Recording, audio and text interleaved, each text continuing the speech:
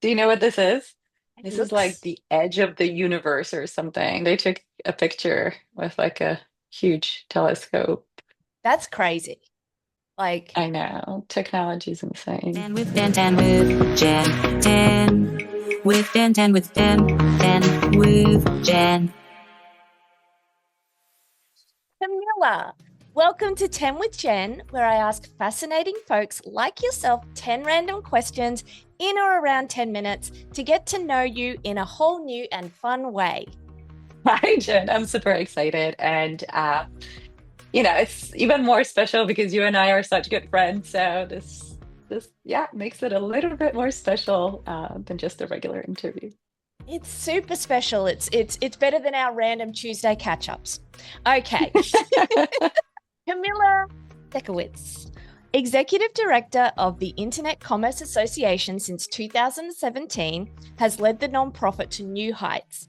Growing its influence and launching an expanding annual member meeting, she leverages 2 decades of experience in the domain name and online industry, including roles at Cedo and NameDrive. P.S. She also earned a degree in molecular biology and biochemistry. Did I miss anything? How was that? It's perfect. That's actually too much. I think that's just the right amount. I think it's That's like a the right nice. amount. We first met at a domain name conference and have now been friends for almost 2 decades. We've worked together, traveled all over the world together. We've had some pretty crazy experiences and navigated many highs and lows together, both professionally and personally. I knew the first night that we met that we would be forever friends. Do you remember how we first met? So I don't remember exactly the moment, but I do remember very clearly when I knew you and I were going to be friends. And that was, out of all places, on a bus taking us to that crazy party at the Playboy Mansion back during Domain Fest days. Yeah, we sat next to each other and we had a really nice and like deep conversation. And it was one of the first conversations I think we ever had. So, And we lived happily ever after. and here we are today. Okay, Pam, are you ready for your 10 with Jen? Yes, I am. Bring it on, Jan. Yes. Alrighty. Latte or espresso?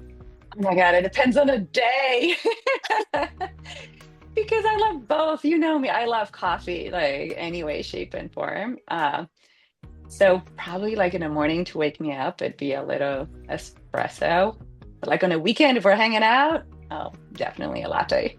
You have traveled the world far and wide. What's your must have travel item or travel hack? Okay, so I'll give you both. The travel item, well, there are two that I don't leave the house without when I travel, is my eye mask and my headphones. Like, don't go on a trip without them. And a travel hack is just to travel light. And here I have to give a shout out to my friend Mar, who was the first person who made me aware of the fact that you can literally go anywhere with a carry-on. It might be like ripping at the brim, but you Yeah. can do it. So yeah, travel light, pick up stuff along the way if you need to. But yeah. Haven't learned that lesson yet, but If I travel with you, I can just get stuff from you because you literally have everything. I Yeah. bring the kitchen sink. All right. What is your favorite domain name related memory or experience? So there really are so many. I don't know if there's like one I can say, but it really is like traveling and meeting people in this industry, literally all over the world and in like all these different situations. And I was very lucky to meet some really, really good people in this industry. And yeah, so I would say just in general, hanging out, working together, traveling together. Yeah. You've been practicing yoga for many years. What drew you to the practice, and what are some of the greatest benefits you have experienced? I've been doing yoga like my whole adult life. Essentially, my first yoga class that I took was in college. And I don't remember exactly what like made me go take that class, but I remember like as I took it thinking that it's really interesting and I'd like to just learn a little bit more. And throughout my life, I've done like all these different types of yoga from like very meditative yin types of yoga where you kind of just focus on meditation to very like physically intense types of yoga like Bikram or hot vinyasa or whatnot. The biggest benefits of yoga are probably it's the mix of physical and sort of that mental spiritual practice that you get. So it's not only, physical, it's not only mental, it's a mix of both. But I also feel like, I get that from yoga, but a lot of people get it from different types of exercise. So you don't have to do yoga. I find running, for example, to be pretty meditative and like, good for your mind because you can really clear it. If I go for a run, I usually don't listen to anything. I don't listen to like music anymore or podcasts. I kind of just try to clear my mind. So, What is the most terrifying animal?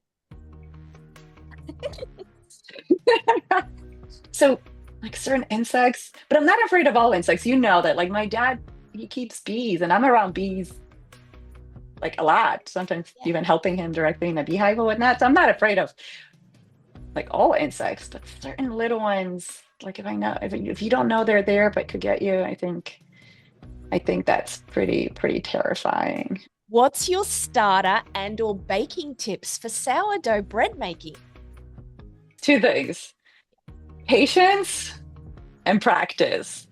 Patience because like you can't rush the process. Sourdough baking, like it needs time. It needs, you need time for bulk fermentation, whatever it is. Everything kind of has its time. So don't rush it because if you rush it, it probably won't come out as good as it can.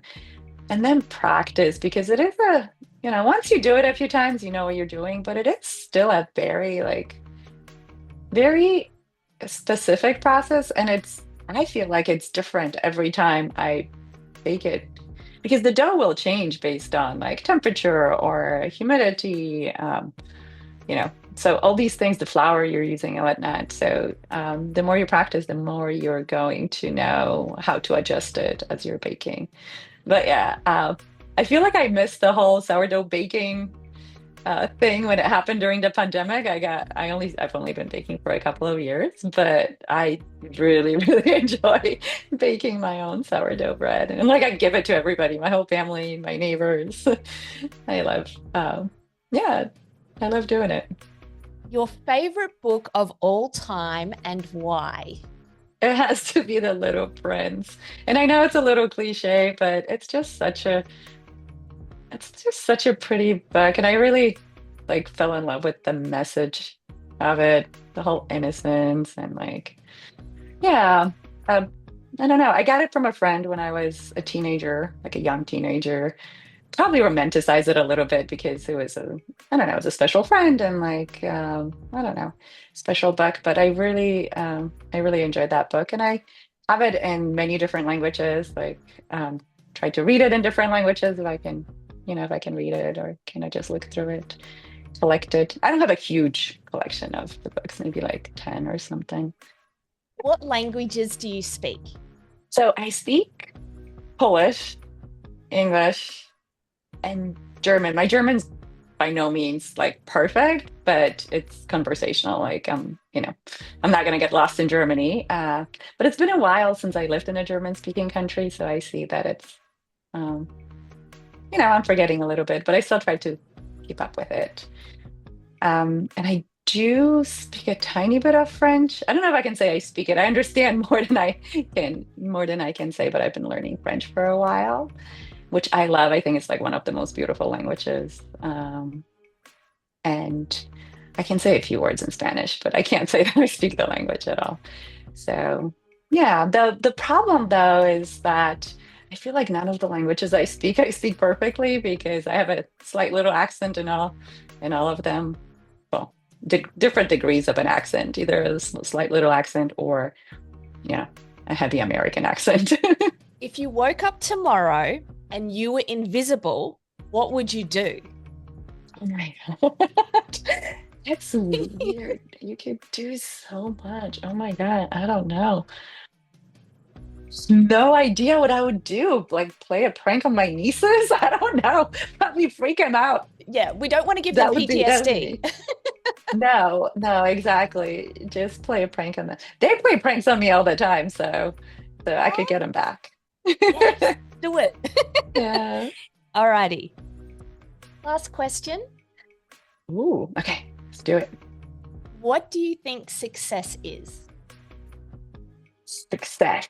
I think it's so individual for, for everybody, but for me, I think it's that feeling of like accomplishment and like happiness from whatever, whether it's success in like a project or success in life.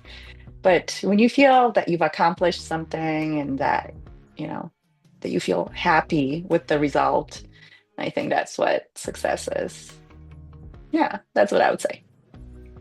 Oh, that was so good. Well, thank you so much, Cam. You've now been 10 with Jen. Thank you, Jen. I'm honored to have been tend with Jen. Okay. Let's talk about sourdough, baby. All right. My secret What? obsession. I love it.